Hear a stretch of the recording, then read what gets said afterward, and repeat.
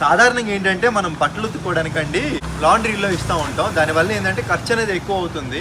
ఇలా ఖర్చు తగ్గించుకోవాలంటే విదేశాలు వచ్చినప్పుడు మనం చూసుకోవాలి. మన వీధుల్లోనే ఉంటాయి ఇట్లా సెల్ఫ్ వాషింగ్ మిషన్స్ అని. చూసుకుంటే ఈ వాషింగ్ మిషన్ పైన 40 బాటిల్, ఇది వచ్చేసి 14 కిలోల వరకు వేసుకోవచ్చు అని ఉంది. ఇది చూసుకుంటే 30 బాటిల్. ఇంకా మనం మంచిగా క్వాలిటీ ఇదంతా బాగుండాలి అనుకుంటే ఫ్రంట్ లోడ్ వాషింగ్ మిషన్ కూడా ఉంది. మనం వేసే దాన్ని బట్టి 40 బాటిల్ అట్లా ఉంటుంది.